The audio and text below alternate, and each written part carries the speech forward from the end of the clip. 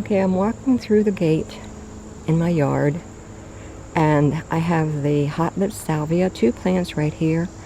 A tall butterfly bush that I want to get out here and cut off the spent blooms. That might be a little hard to do, but I'm going to try. There's some flowering tobacco in here that I cut back because it was falling over. This is a coreopsis in a pot. This is a daylily called The Kind of September, or A Kind of September. That is a really good scape. I think it's 4-way branching, what they call 4-way branching. My friend Mary Fran gave that to me, and it's very late. It's a very late blooming daylily. Over here, there's actually 3 pots of Sandra Elizabeth daylily. I dug a few daylilies out that were on the outside of the fence because I had deer earlier and they were eating my daylily buds. They love daylily buds. So I wanted to see the very late blooming daylilies, and I dug them out. This is a lemon verbena. The flowers smell, the leaves smell wonderful, and sometimes it gets tiny white flowers later in the season. It's going to bloom. This is the salvia. It was a little branch fell off of the main plant, and I rooted it and planted it here. The leaves are really sticky. I just bought this one this year in the mail order, and I really like it, and I've seen butterflies go to it.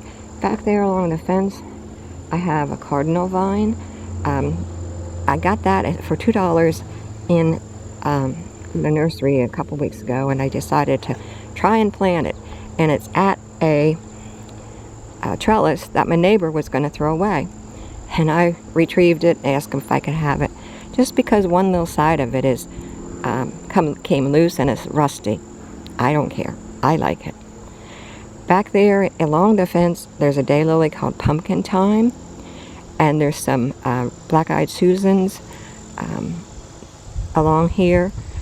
This is Vermillionaire Kufia.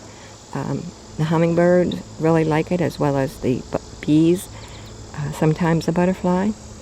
This is a pentas bush, and it hasn't bloomed yet, and I don't know if it's not getting enough sun, but I wish it would give me some blooms.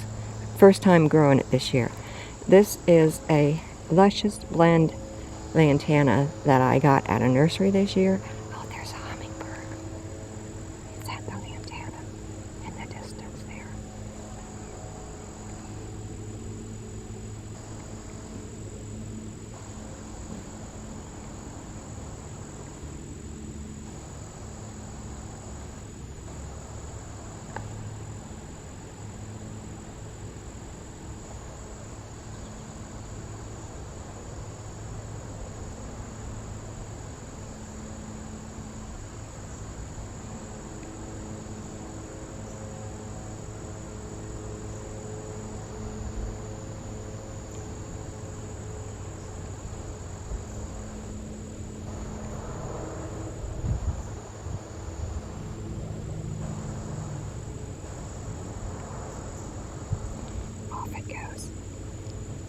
That made my day.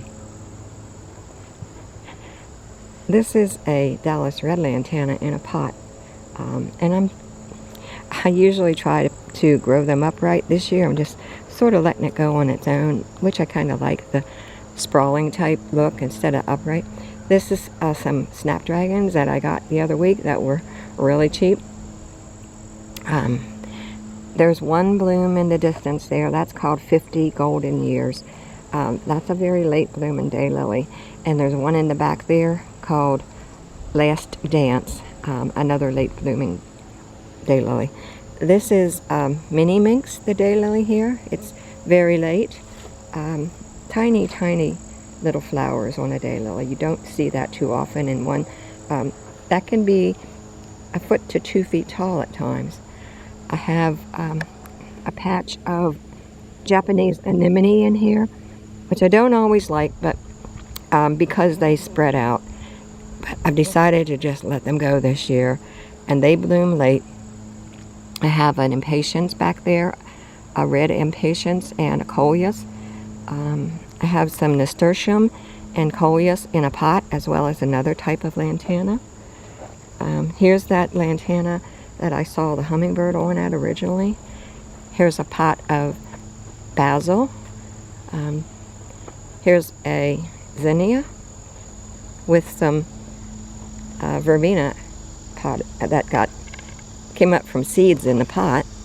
Here's some celosia, yellow celosia with verbena that was in the ground in that pot. And this is a cardinal vine, a cardinal flower, I should say. It's going to seed, but hummingbirds like that a lot. I have some parsley here, grown in a pot.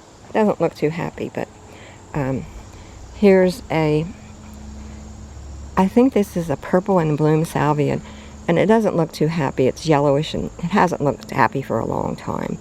I don't know what's wrong with it. This is black and bloom salvia in a pot, and this is hot lip salvia in a pot. That was overwintered and came back. I overwintered it in my basement, so I'm going to turn it off and start another video.